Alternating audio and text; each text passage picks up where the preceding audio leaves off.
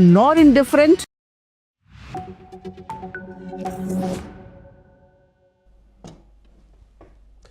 Hello and welcome. I'm Thomas Porteous and you're watching the World Report on NewsX World. Let's take a look at some of the top headlines this hour. The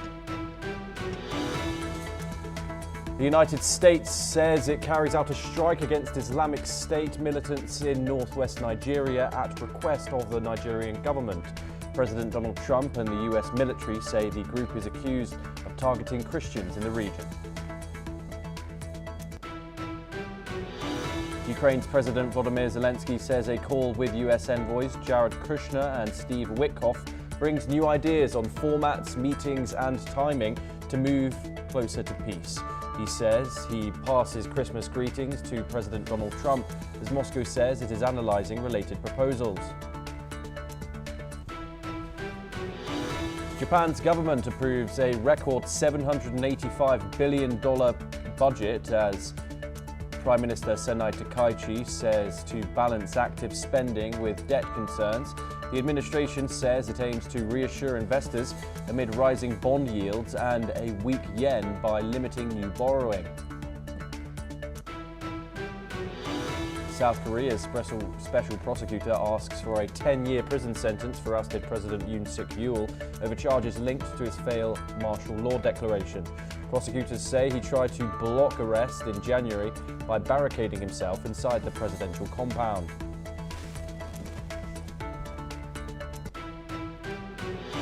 Myanmar says it will hold a third phase of general election voting on January the 25th as the country remains in civil conflict.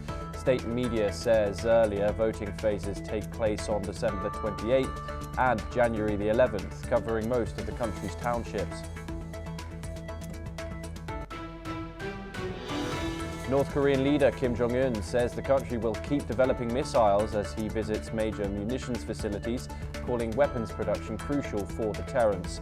State media says he approves modernization plans for the defense industry ahead of a 2026 party congress that will set a 5-year strategy. The Israeli military says its forces kill a Quds Force operative in Lebanon, identifying him as a Hussein Mahmoud Mashwad al-Jawari and calling him a key figure in Unit 840. Israel says he was involved in planning attacks from Syria and Lebanon and was killed in the Ansariya area. The White House says new details on President Donald Trump's proposed East Wing ballroom will be unveiled at a hearing next month. The project, estimated at $400 million, faces court challenges and political criticism over cost, preservation concerns and potential donor influence.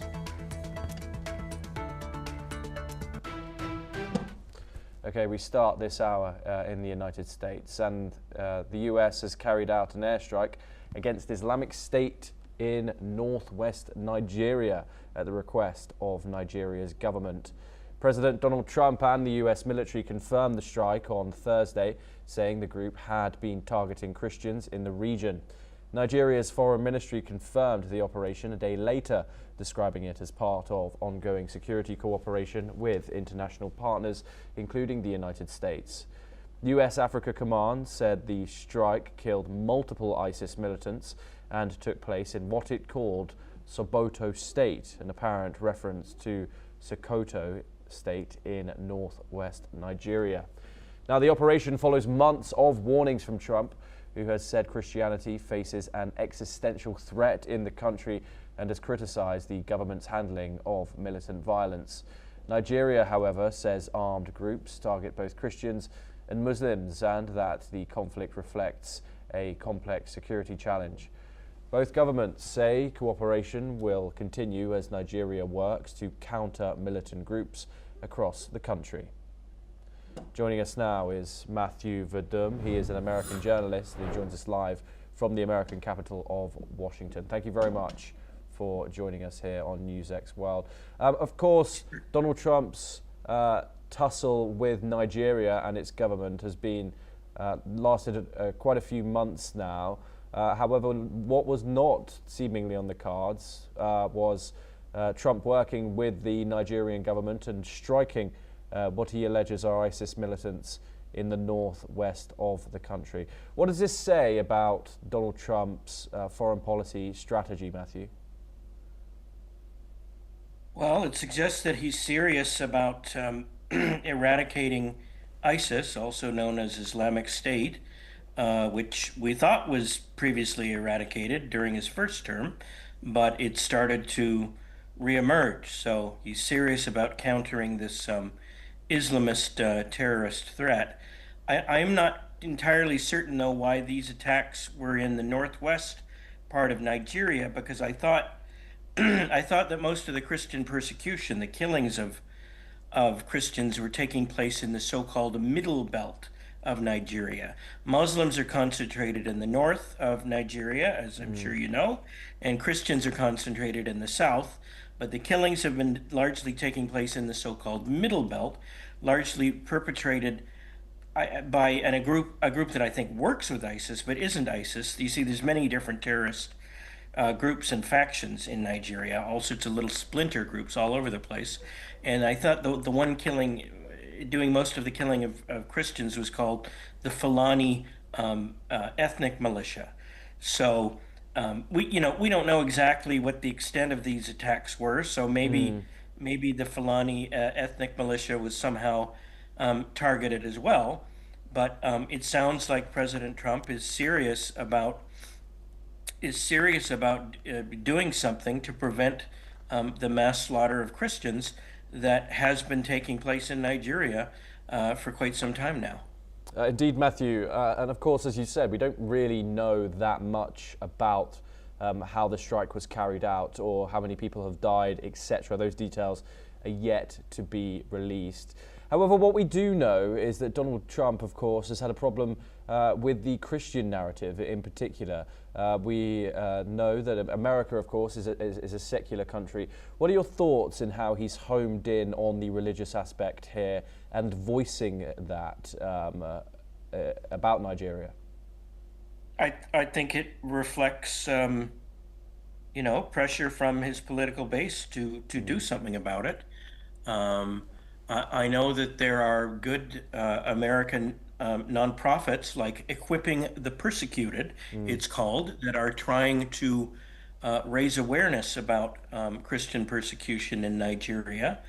And that over the last few weeks in particular, their message has really caught on. The message that Christians are being slaughtered en masse in Nigeria has really caught on, whereas before it was sort of like in the background. People occasionally talked about Boko Haram, and didn't they kidnap a whole bunch of girls when young schoolgirls when Obama was president? Apart from that, people don't talk about Nigeria very much. It wasn't on the radar, but in the last few weeks or months, suddenly it's gotten on the radar. It's gotten President Trump's attention, and he wants to do something about it. Now, whether we don't, you said and I said, it's not clear that he's hitting. He hit Islamic State, but I'm not sure that those are the right people to hit. Now, it is also true that there are some out of the plethora of terrorist groups in Nigeria. Some are upset with Muslims for not being radical enough, and they attack other Muslims. But I don't think that's where most of the killings have been taking place. It's largely been attacks on Christian villages. Indeed. Matthew, do stay with us as, of course, we bring our viewers more news, and we head over to Europe next. And Ukrainian President Volodymyr Zelensky has said that he spoke with US President Donald Trump's special envoy, Steve Witkoff, and son-in-law, Jared Kushner, for about an hour on how to end the war with Russia. Zelensky has said that he had a good conversation with the American representatives. This comes as Trump has been pushing for a deal to end the almost 4-year-long war. Now, earlier this week, Zelensky presented a 20-point draft peace plan that he described as the main framework for ending the war. The draft represented a slimmed-down version of an original 28-point plan the US previously discussed with the Russian side that was widely seen as mainly benefiting Moscow as it demanded Kyiv to cede territory and put curbs on its army. Let's in fact listen in to what Zelensky has said. Сьогодні ж практично годину говорили з представниками президента Сполучених Штатів Америки. Ми говорили зі Стівом Віткофом та Джаредом Кушнером, і це була справді хороша розмова, багато деталей. Є хороші ідеї, ми їх обговорили. Є деякі наші нові ідеї, як наблизити реальний мир. І це стосується форматів, це стосується зустрічей, безумовно, таймінгу. Звісно, щодо сенситивних питань ще треба попрацювати, але ми разом з американською командою розуміємо, як це все забезпечити. Найближчі тижні теж можуть бути інтенсивними. Дякую, Америко, і дякую всім, хто продовжує свій тиск на Росію заради того, щоб там зрозуміли на 100%, що затягування війни буде мати жорсткі наслідки для них, для Росії. Matthew Vadum joins us once again. Matthew, of course, as this war rages on, as does the diplomacy, we have different updates coming every single day, different statements coming out from top officials. However, it is unclear to know how those talks really went until we get proper announcement. Zelensky, however, has called these round of talks good. How serious should the world take this, or is it posturing in regards to the fact that Russia is gaining on the ground in Ukraine, and the United States, of course, is pretty frequently seen as being favouring Moscow and in its talks? Well, I'm glad that Ukrainian President Volodymyr Zelensky is optimistic that that talks with the American government are going well, and that may very well be true. But I don't think we've seen any indication from the Russians that their position has changed. Wasn't it just a few days ago that Russian President Vladimir Putin gave a speech? I think it was a few days ago at the Russian Defense Ministry at a conference, saying that Russia's war goals in Ukraine have not changed. Those war goals include, taking over the whole country, replacing the current government with a pro-Russian government, and all the other things that Russia has been trying to do in Ukraine. And he said that that these war goals will be achieved whether either through negotiation or by military means. So, it's good that Zelensky is feeling good about how his side is doing, but I don't think it changes the fact that Russia still is pretty focused on winning this war, and I'm not sure what sort of an impact this will have. It has certainly been dragging on for, what is it now, about 4 years. So, 4 years I in think February. that, right, 4 years in this February. Thank you. That it's pretty clear that Ukraine's Zelensky is growing war weary, and he would like this to end. Although he doesn't want to give up he doesn't want to give up Ukrainian territory. He offered that compromise, that gesture, a few days ago to create the free economic zone, a demilitarized zone somewhere in East Ukraine, in I guess it was in Donbass region. That this free economic zone would not be ruled by either country, and that was held out as sort of an olive branch to the Russians. And I'm not sure if they've responded to that yet. So, Russia has an advantage, but I think there's a stalemate right now, and Ukraine is starting to. The Ukrainian interest in resistance seems to be waning right now, whereas Putin is still on offense, focused on winning the war. So I have to wonder how much longer this war is going to go on.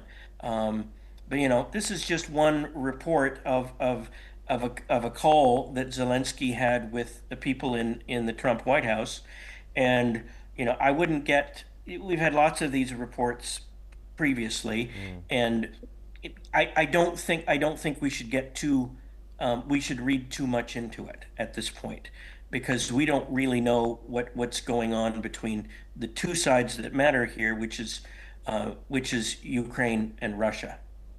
Matthew Verdum, thank you very much for joining Sure. us and speaking to us this morning. It's been lovely to talk to you. We now move on and we move over to the Indo-Pacific, and North Korean President Kim Jong-un has signaled that the country will continue to develop missiles in the next 5 years, as Kim visited the munitions enterprises in the last quarter of 2025. Kim said that the country's missile and shell production sector is of paramount importance in bolstering war deterrent.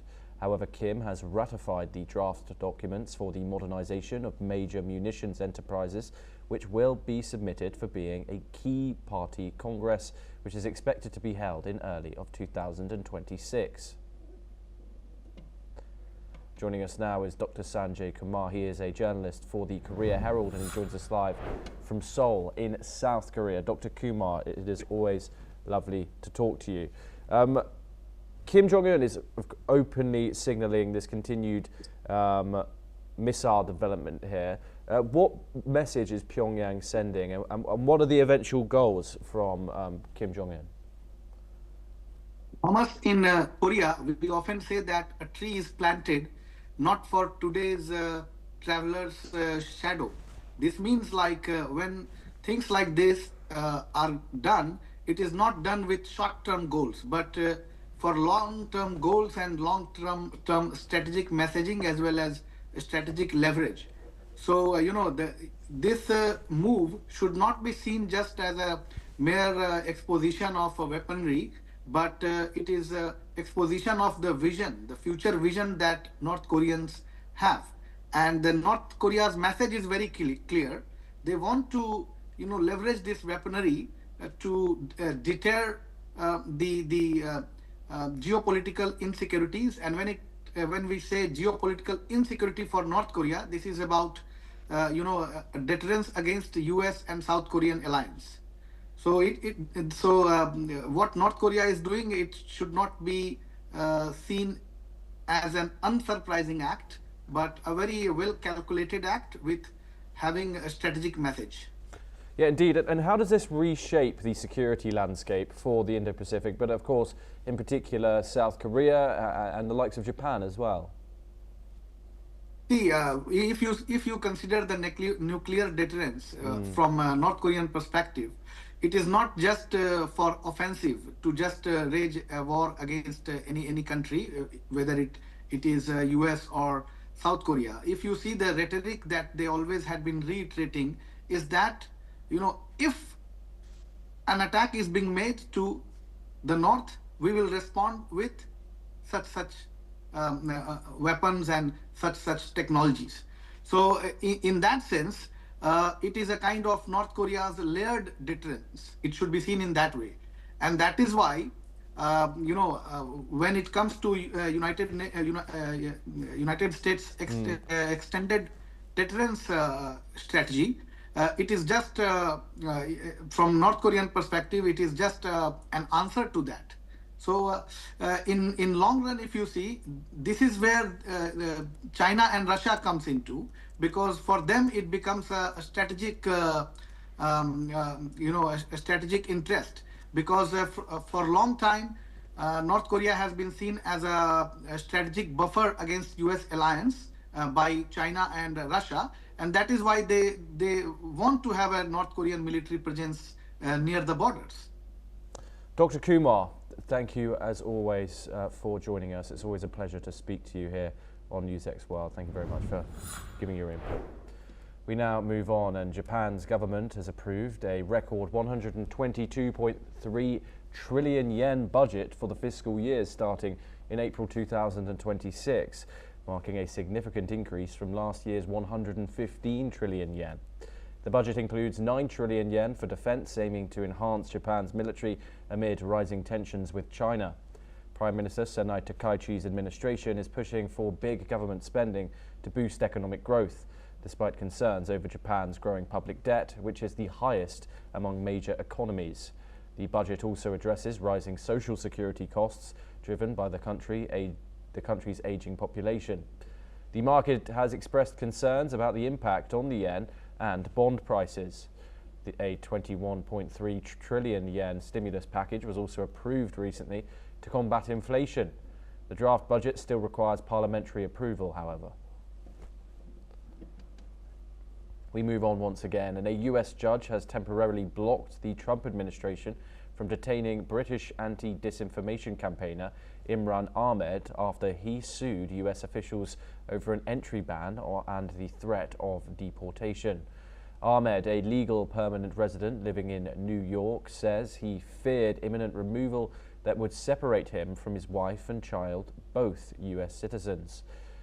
This week, Washington imposed visa bans on Ahmed and 4 Europeans, including former French EU Commissioner Thierry Breton, accusing them of censoring free speech and unfairly targeting American tech giants. US officials say their presence could have serious foreign policy consequences, a claim that has sparked an outcry from European governments who argue such regulation makes the internet safer. US District Judge Vernon Broderick issued a temporary restraining order preventing authorities from arresting or detaining Ahmed until his case is heard and set a court conference for December the 29th. Ahmed named Secretary of State Marco Rubio and Homeland Security Secretary Kristi Noem in his lawsuit, saying his rights to free speech and due process are being violated.